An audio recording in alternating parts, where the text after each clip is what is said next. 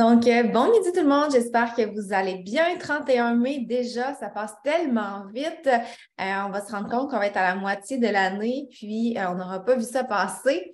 Ce midi, j'ai une invitée que j'ai le plaisir de vous présenter, Valérie Demers, qui est une coach de mon équipe, qui est One Star Diamond et qui va vous parler de conseils pour élargir son réseau de contacts pour avoir continuellement les nouvelles clientes.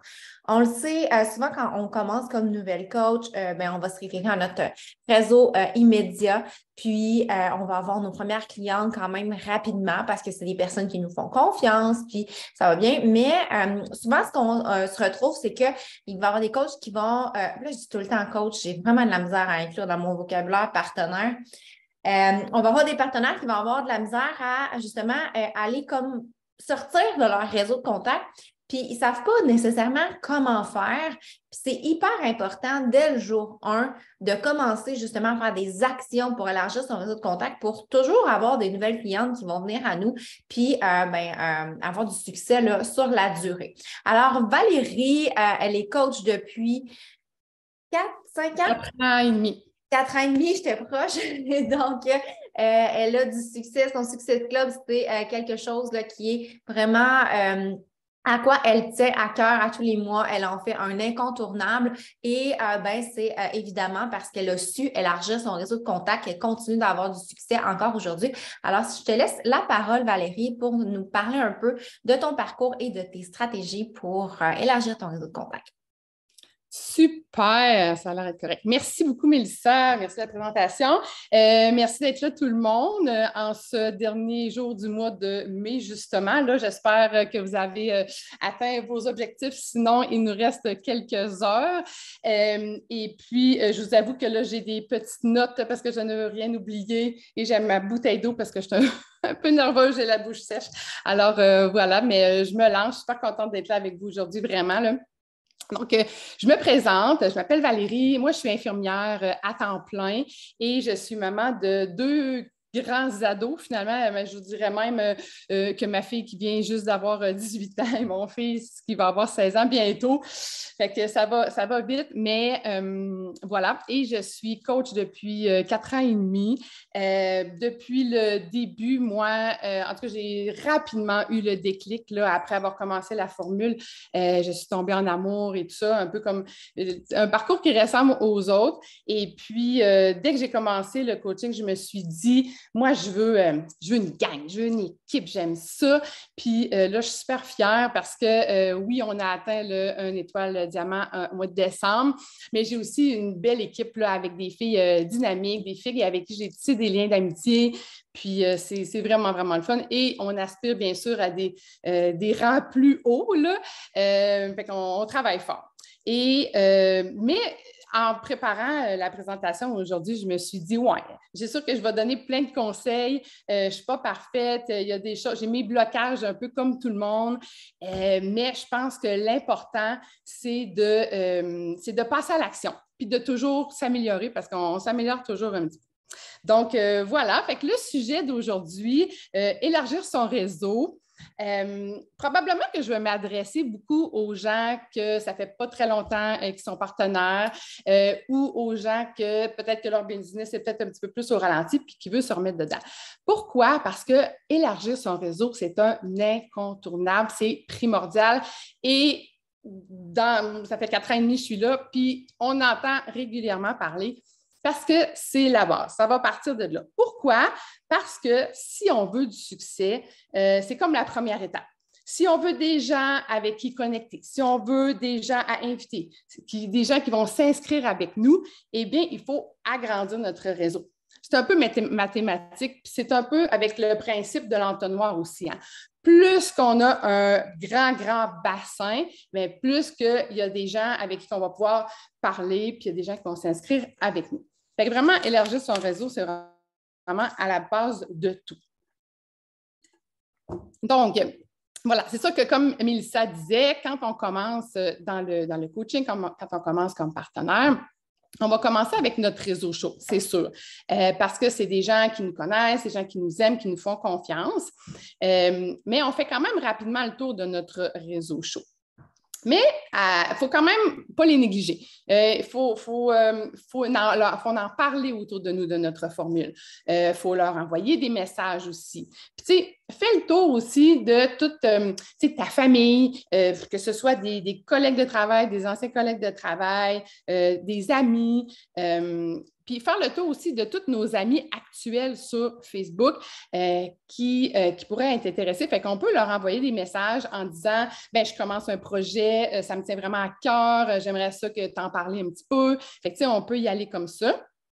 Puis, tu vas voir que même si ce n'est pas des gens qui vont s'inscrire avec toi ou que la formule va convenir, bien, ça peut être des gens qui vont savoir c'est quoi tu fais puis qui peuvent te référer des personnes par la suite. Hein? Puis ça peut être des personnes aussi qui vont t'aider indirectement, que ce soit en partageant tes posts, en likant ta page, tu sais, en te faisant un petit peu de publicité. Ça peut être des gens qui, ça va leur faire vraiment, vraiment plaisir de t'aider. Ensuite de ça, ben, c'est sûr que la deuxième étape, ça va être d'utiliser les réseaux sociaux, bien sûr.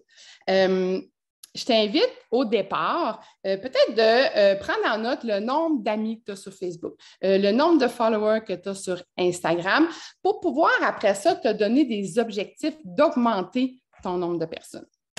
Parce qu'aujourd'hui, c'est sûr que les plateformes qu'on utilise davantage, là, ça va être Facebook, Instagram, puis il y a TikTok aussi depuis une couple d'années là, qui s'installe vraiment puis qui est très, très, très présent.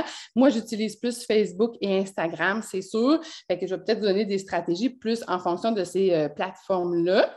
Mais voilà. Et puis, je pense qu'il faut aussi adapter nos stratégies parce que avec les années, les stratégies changent. On n'utilise pas les réseaux sociaux exactement de la même façon qu'il y a 5, 6 ou 7 ans.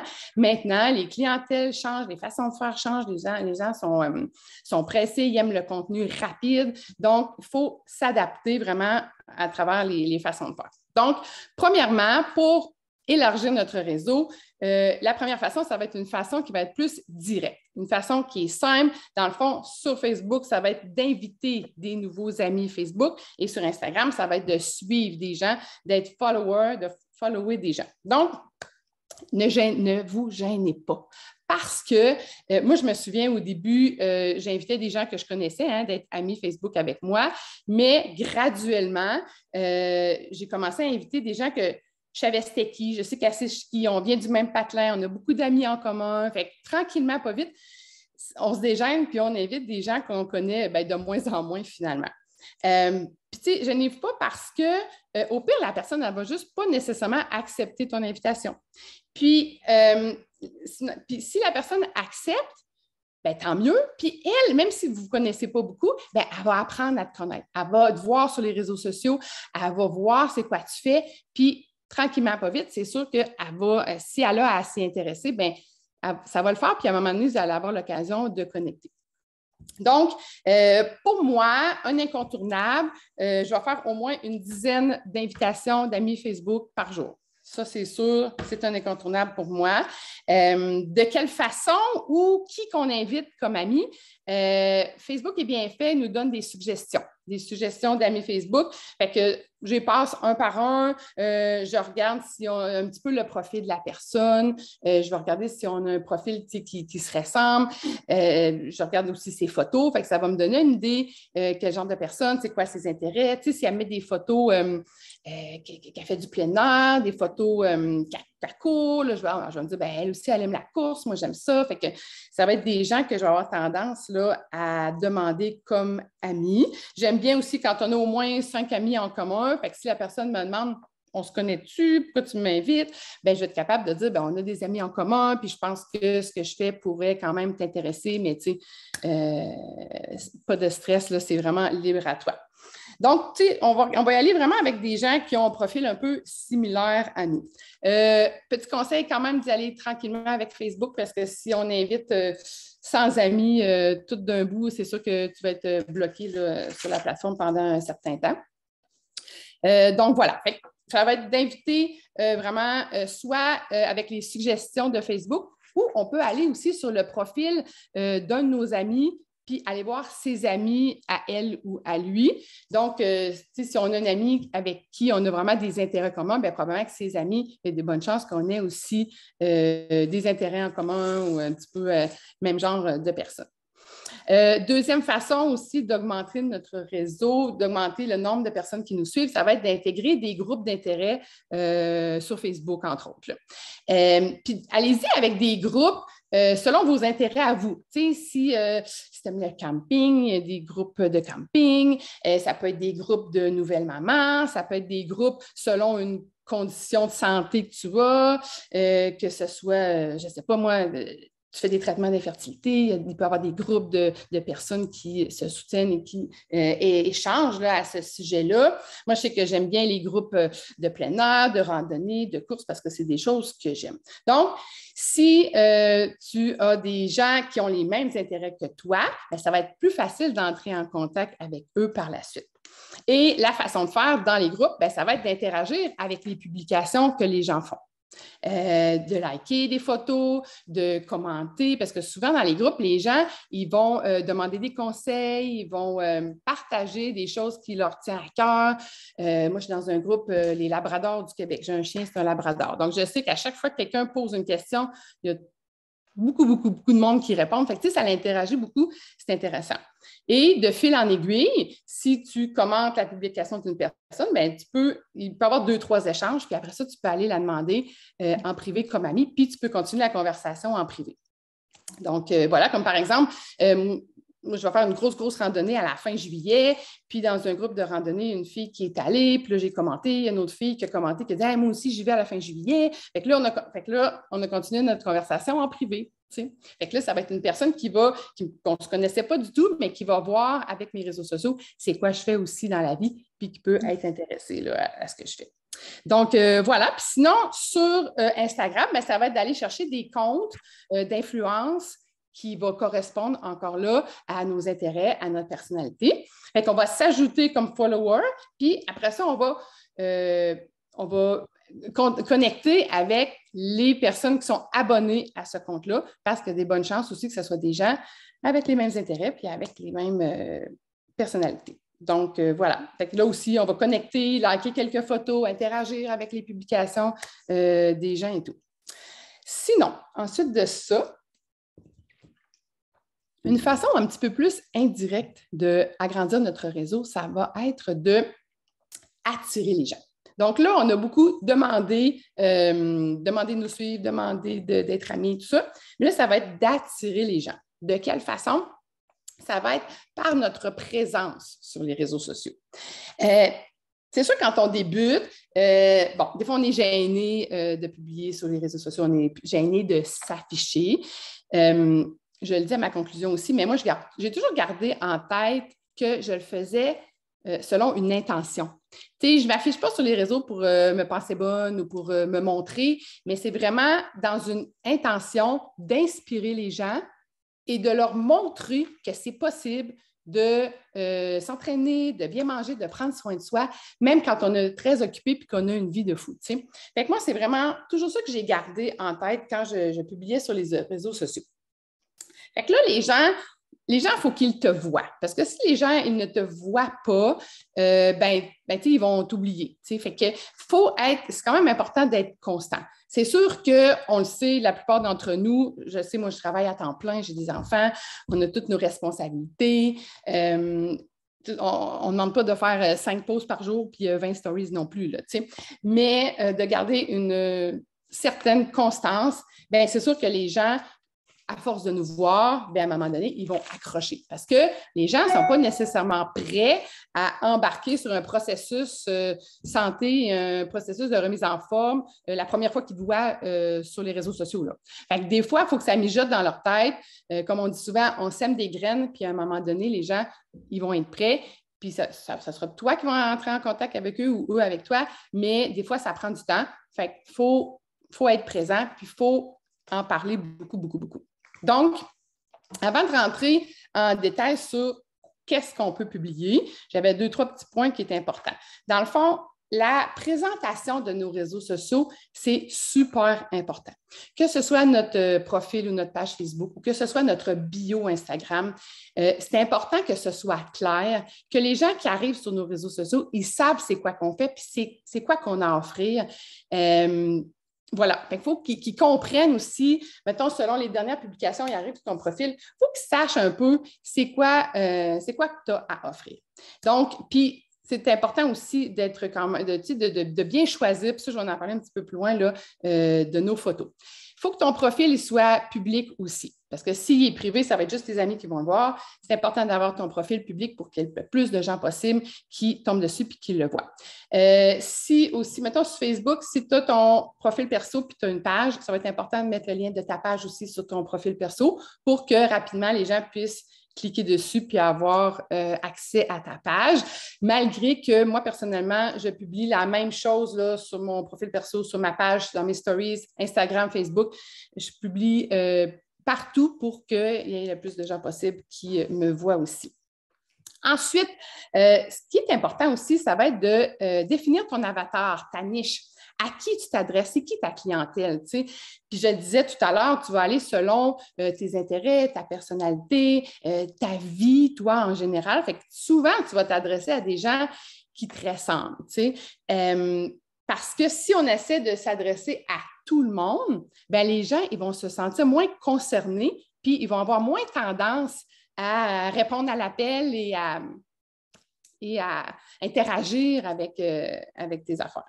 Donc, puis on peut faire l'exercice de temps en temps aussi parce que ça se peut que ton avatar change avec le temps, avec les années. Fait qu'une fois de temps en temps, c'est bien de faire l'exercice de réfléchir à qui qu'on s'adresse et tout. Donc, il y avait ça. Sinon, un petit point un petit peu plus mindset. Je pense que c'est important, en général, d'être confiante. Même si, à l'intérieur de toi, tu es nerveuse, tu n'as pas nécessairement confiance en toi, fais semblant. Je pense que tout est une question aussi, Mélissa, elle dit souvent, une question de posture.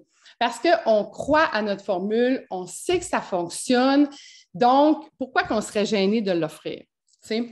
Donc, on est fiers de ce qu'on fait, puis on est être un produit du produit, dans le fond, tu sais, on utilise la plateforme, on utilise les plans alimentaires, on utilise les produits. C'est sûr qu'on ne veut pas mettre juste ça de l'avant, là, c'est sûr. On veut varier notre contenu. Mais il ne faut pas être gêné de ça, puis faut être fier là, de ce qu'on fait, puis ce qu'on prône, il faut être fier de ça, je pense. Donc, voilà, ça, c'est un petit peu là, le côté mindset dont je voulais vous parler. Maintenant, bon, c'est où qu'on publie? Dans le fond, ça va être sur les plateformes que je parlais tantôt, Facebook, Instagram, TikTok. Moi, je publie sur ma page, mon profil perso. On peut faire des réels aussi. Ça va être des façons qui vont être pour le public. OK? On va essayer de divertir, on va essayer d'attirer de nouvelles personnes, attirer des nouveaux regards. On essaie aussi que notre page, notre profil soit varié, soit soigné. Vite, dans un coup d'œil, comme je disais tout à l'heure, pour que les gens sachent c'est quoi qu'on fait. Ensuite de ça, il y a les stories. Les stories, souvent, ça va être pour des gens qui nous suivent déjà. Souvent, ça va être un petit peu plus go with the flow. Là. Tu sais, ça va être sympathique, on va parler, ça va être un petit peu plus à la bonne franquette, ça va être un petit peu plus friendly. On peut donner de la valeur ajoutée. Je pense que les gens aiment ça. Puis ce qui est le fun avec les stories, c'est qu'il y a des fonctionnalités. Quand tu vas faire tes stories, il y a des fonctionnalités qui vont augmenter les interactions. Donc, tu peux utiliser les sondages, tu peux utiliser les questions aussi pour faire vraiment un call to action. Tu sais, tu peux montrer ce que tu as cuisiné cet après-midi, puis là, tu peux dire est-ce que tu veux ma recette? Ou là, tu peux mettre un sondage avec des réponses « Hey, oui, je la veux » ou bon. Ça peut être par rapport à n'importe quoi, ça peut être par rapport à l'entraînement aussi et tout ça. Fait que ça va inviter les gens à interagir. Il y a les fonctionnalités aussi qui vont augmenter l'algorithme. Donc, ne pas hésiter à utiliser les lieux, à utiliser la musique. Il y a les petits GIFs aussi, souvent, c'est des petits bonhommes qui bougent. Il y a les countdowns aussi. Si tu parles d'un événement qui s'en vient, tu peux mettre le décompte. Donc, tu peux aussi taguer des personnes. Donc, c'est toutes des façons de faire qui peuvent augmenter ta visibilité sur le réseau social parce que c'est ça. Eux autres, ils aiment ça quand on utilise les fonctionnalités. Ça peut augmenter là, au niveau de l'algorithme. Après ça, qu'est-ce qu'on publie? Parce que là, des fois, on peut être devant le syndrome de la page blanche. Là, on dit, bon, qu'est-ce que je publie, là, à un moment donné, je ne le sais pas. Donc, il y a plusieurs façons de faire. Puis je pense que le truc, c'est de se préparer. On peut se faire un genre d'horaire. Là, le mois de juin va commencer. C'est un beau moment pour se faire un calendrier de publication pour justement optimiser et varier notre contenu. Autre chose qu'on peut faire aussi pour se préparer, on peut se faire des petits shootings photos. Quand tu as prévu un petit peu tes publications, bien là, après ça, tu sais que ça te prend une photo que tu es dans ta cuisine en train de cuisiner, une photo que tu es en train de t'entraîner, une photo que tu es en train de penser à ton avenir. Des photos qui vont fitter avec les sujets de tes publications. Fait que ça, avant de commencer, c'est une bonne façon pour ne pas arriver et dire « Ah mon Dieu, je n'ai pas publié depuis 3 jours, qu'est-ce que je vais mettre? » Bon. Fait que c'est plus facile dans ce temps-là. Puis, comme je disais tout à l'heure, moi, je garde toujours en tête, c'est quoi ma mission? C'est d'inspirer les gens. Puis, de quelle façon? Bien, ça va être en partageant mon mode de vie, en montrant l'exemple. Fait que là, les gens, ils voient, ah oui, ça marche pour elle. Bien, tu sais, indirectement, là, ils vont se dire ça. Puis, ils vont être plus... parce que souvent, les gens, ils se disent, ben c'est pas pour moi, ou j'ai pas le temps, ou j'ai pas l'argent, ou moi, je suis pas capable de faire ça, je suis pas motivée. Mais en voyant quelqu'un qui le fait jour après jour, ben ils vont être plus appelés à le faire. Ensuite de ça, bon, qu'est-ce qu'on peut publier? Premièrement, la valeur ajoutée. Moi, je me souviens d'avoir entendu Émilie Robida qui disait « donner, donner, donner ». Les gens aiment ça recevoir, puis quand tu es trop généreuse, bien, ils vont s'attacher à toi. Puis, je pense qu'avant, c'est bon aussi de réfléchir puis de cibler c'est quoi les struggles de ma clientèle, c'est quoi qu'ils aimeraient avoir, c'est quoi qu'ils ont besoin, tu sais. Donc, pour vraiment que ça réponde à un besoin. Donc, on peut donner, ça peut être des trucs très, très concrets, là, comme des recettes, des trucs santé, découverte de produits, un e-book avec des idées d'exercice, ça peut être un guide de meal prep. Fait que ça, c'est des choses très concrètes que les gens aiment bien, ça, c'est sûr, ça fonctionne. Puis des fois, on peut les donner directement, mais des fois, on peut demander un call to action aussi. On peut demander, est-ce que tu voudrais ma recette? Est-ce que tu voudrais mon e-book d'exercice? Puis là, la personne, il faut qu'elle réponde oui pour que tu lui envoies par la suite. Donc, après ça, tu peux garder le nom de ces personnes-là en liste pour pouvoir reconnecter avec eux après ça, pour avoir une conversation avec eux selon le sujet qu'il y avait au départ. Et puis, ensuite de ça, juste de faire attention, par exemple, de ne pas nécessairement passer énormément de temps à construire des documents ou construire des e-books et tout, parce qu'on veut quand même que tu gardes ton temps pour les actions de coach là, aussi qui sont quand même payantes, là, comme de connecter, inviter, jaser avec les gens. Fait que c'est bien de faire du contenu, mais il ne faut pas nécessairement que tu passes tout ton temps là-dessus. Des concours, des cadeaux, ça fonctionne bien aussi. Ça peut être en lien avec ce que ta clientèle aime. Là, tu peux faire attirer ça peut être des bijoux, ça peut être des élastiques d'entraînement, ça peut être un peu n'importe quoi si ça va avec la clientèle là, à laquelle tu t'adresses. Sinon, une autre chose aussi qui est un peu donnée indirectement, ça va être de partager ton histoire. Parce que ça aussi, c'est quand même généreux de le faire. Les gens l'apprécient. De quelle façon ça a changé ta vie, toi, la formule, l'entraînement? Comment tu te sentais avant? Comment tu te sens maintenant? T'sais? Fait que vraiment de faire ton témoignage puis de partager à quel point ça t'a aidé, bien ça aussi, les gens vont l'apprécier. Ensuite de ça, je pense que c'est important aussi un contenu qui va attirer l'œil. De quelle façon on va attirer l'œil des gens? Premièrement, ça va être de varier notre contenu. C'est sûr qu'on peut parler de notre formule. Puis tu sais, je veux dire, juste dans la formule qu'on a, c'est quand même infini là, les aspects qu'on peut toucher. C'est sûr qu'on peut parler d'entraînement, de fitness, on peut parler d'alimentation. Puis l'alimentation, c'est large. Là. On peut parler de nos plans alimentaires, mais tu peux parler aussi de ce que tu as mangé en fin de semaine, une nouvelle recette. On peut parler mindset, motivation. Ça aussi, c'est large. On peut mettre juste une parole motivante. Les gens vont accrocher là-dessus. On peut parler de nos groupes de motivation aussi. Et ça, c'est la clé du succès dans notre formule. Il n'y a pas personne qui utilise ça, là, des groupes, des communautés de soutien. Tu sais. On peut en parler. On peut parler aussi de l'opportunité d'affaires. Là, je n'ai pas parlé beaucoup, mais ça, dès le départ, on peut en parler de notre opportunité d'affaires. Il y a beaucoup de gens qui peuvent se sentir interpellés là-dessus. Puis, si tu n'en parles pas, bien, les gens ne sauront pas qu'ils peuvent embarquer avec toi, là, comme partenaire. On peut aussi y aller avec comme je disais tantôt, les struggles de notre clientèle. On peut parler du manque de temps, du manque d'argent, du manque de motivation.